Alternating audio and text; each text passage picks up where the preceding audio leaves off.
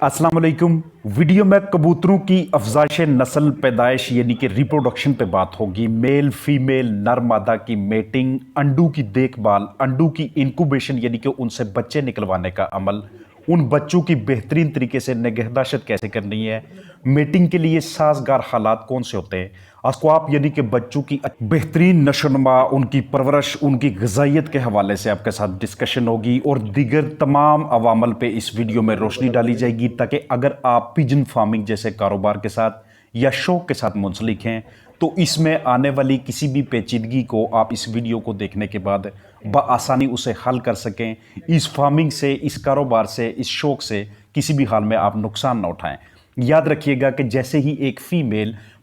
5 से 7 माह की उम्र तक पहुंचती है तो इसी दौरान उस पर सेक्सुअल मैच्योरिटी आ जाती है। सेक्सुअल मैच्योरिटी से मुराद ये है कि वो इस काबिल हो जाती है कि वो मेल के साथ क्रॉसिंग कर सके। अब ये दरमियानी वक्फा 2 माह का इसलिए है क्योंकि ये ब्रीड पे भी इसका दौरोमदार होता है, उसकी डाइट पे भी इसका दौरोमदार होता है। कुछ ब्रीड्स इस तरह की हैं कि जिनकी फीमेल और मेल में आपस में क्रॉसिंग करने की जो सलाहियत होती है वो ज़रा जल्दी आ जाती है। अगर आप उन्हें ऑर्गेनिक बेहतरीन डाइट दे रहे हैं जो कि उनके जिस्मानी वज़न के मुताबिक है, जो उन्हें रिक्वायर्ड जो प्रोटीन चाहिए उसके हिसाब से आपने फार्मूलेट की हुई है, तो उसकी जल्दी सेक्सुअली मैच्योर होने के चांसेस होते हैं। एवरेज यही होती है कि 5 से 7 माह के दरमियान जैसे ही एक फ़ीमेल इस काबिल हो जाए कि मेल के साथ अब वो मेटिंग कर सकती है, दोनों की आपसी मेटिंग के बाद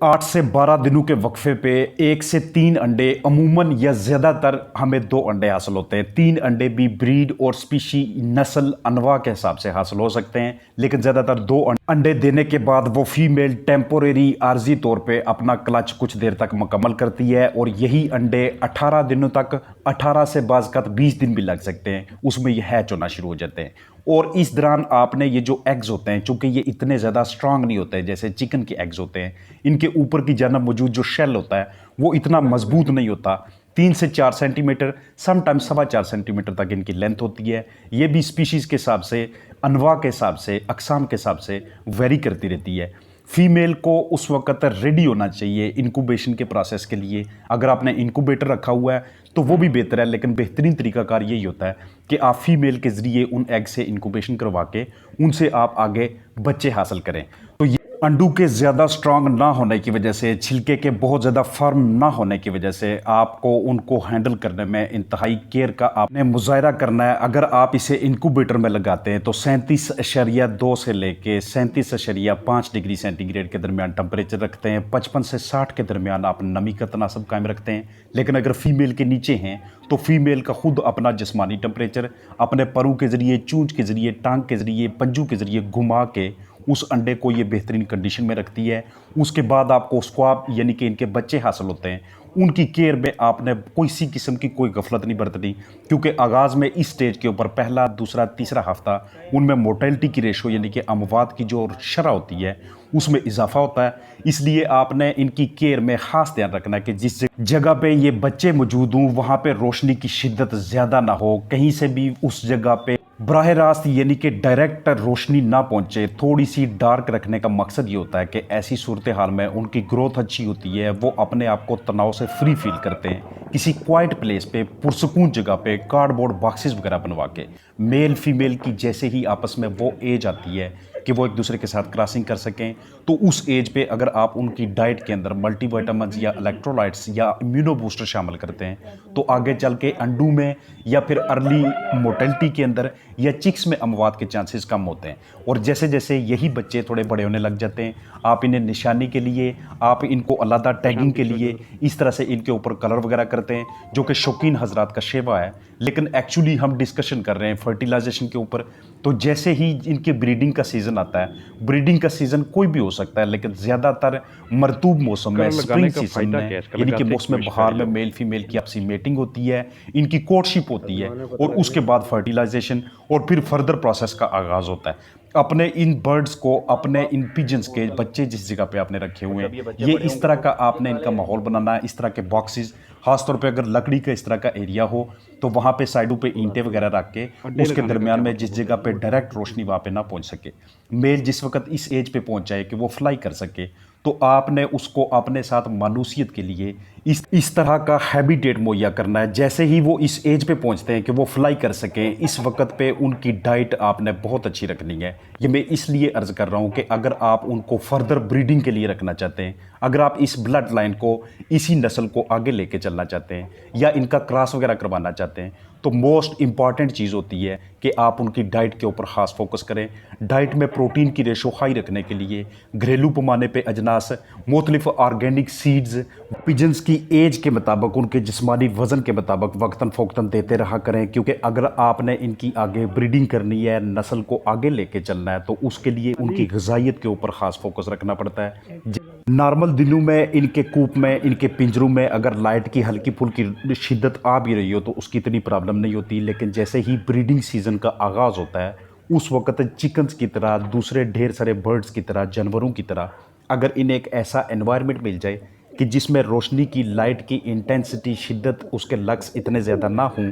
तो वहाँ पे इनकी ब्रीडिंग बहुत सक्सेसफुल रहती है। और उस सक्सेसफुल कामयाब ब्रीडिंग में जो एग्स हासिल हो रहे होते हैं, उन एग्स में से बच्चे निकालने की जो शरह होती है, जो रेट होता है, उनका जो फर्टिलिटी रेट और उसके बाद हैचेबिलिटी जो रेट होता है, उसमें इजाफा होता है। ख़ास तौर पे इस पीरियड में अगर आपको मल्टीविटामिन्स में विटामिन ई, सेलेनियम दस्तयाब हो जाए तो वो यूज़ करना मेल पिजन्स के पानी में, और साथ ही अगर फीमेल है तो उसके पानी में भी, ये उनकी ब्रीडिंग को, ये उनके सक्सेसफुल आपस में क्रॉसिंग को इंतहाई बेहतरीन तरीके से प्रमोट कर रहा होता है। जितने भी बर्ड्स हैं उनके अंदर एक आदत कॉमन होती है कि उन्हें कोई ऐसी जगह चाहिए होती है कि जहाँ पे वो अपने पंजों के ज़रिए उस चीज़ को, उस जगह को, उस मटेरियल को जकड़ के उसके ऊपर कुछ देर स्टे कर सकें, उसके ऊपर उन्हें सोने का मौका मिले। मैं बात कर रहा हूँ पर्चिंग की, मैं बात कर रहा हूँ रूस्टिंग की। अगर आप इस तरह के डंडे वगैरह लगा सकते हैं जो कि आप अंदर की जानब देख रहे हैं, तो ये इंतहाई अहम किस्म की स्ट्रैटेजी होती है।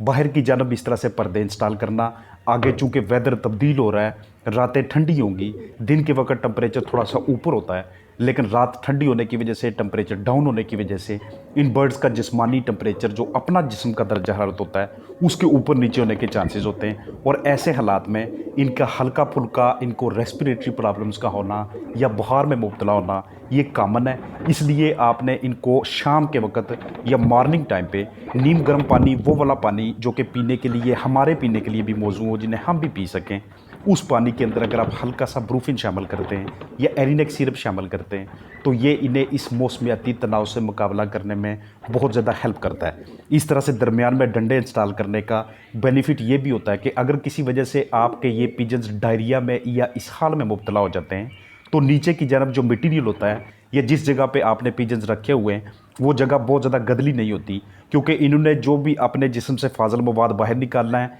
जब तक वो घंटे बाद, आधे घंटे बाद ऊपर से नीचे आते, उसमें से, उन ड्रॉपिंग्स में से पानी की, मॉइस्चर की काफ़ी ज़्यादा मिकदार निकल चुकी होती है, और फिर ये नीचे आके अपने पाँव के साथ उसको नीचे वाले लिटर के साथ मिक्स कर रहे होते हैं। बेहतरीन तरीकाकार ये होता है कि आपने जिस भी जगह पे वहाँ पे रखा हुआ है इन्हें, उसकी आप रोज़ाना की बुनियाद पे सफाई करें। अगर रोज़ाना उसकी सफाई करेंगे तो कभी भी इन्फेक्शंस, कभी भी पैथोजेंस, उनका लोड बढ़ने नहीं पाएगा। ख़ासतौर पे ब्रीडिंग सीज़न के दौरान इन चीज़ों की केयर और ज़्यादा हो जाती है। ब्रीडिंग के दौरान मेल फीमेल का आपसी रबत बढ़ाने के लिए एक तो इनकी फीडिंग दिन में 2 से 3 मरतबा कर लें, या एक मरतबा है तो 2 टाइम कर लें, और पानी को भी आपने बार बार चेंज करना है। अगर ये नेचुरल एनवायरनमेंट, कुदरती एनवायरनमेंट में रह रहे हूँ, तो वहाँ पे ये वाला जो वक्त होता है कि जब फीमेल ने एग्स दिए होते हैं, उस वक्त फीमेल और ज़्यादातर मेल, ये उनके लिए नेस्टिंग मटीरियल, बाहर से स्ट्रा वगैरह, स्टिक्स वगैरह, ये चीज़ें इकट्ठी करके अंडों के लिए, बाद में आने वाले बच्चों के लिए, उस फीमेल के लिए एक बिल्कुल ही पुरसुकून किस्म का नेस्ट, घोंसला बनाने में मसरूफ़ होते हैं, जिसमें ना सिर्फ अंडे अच्छे तरीके से महफूज रहते हैं,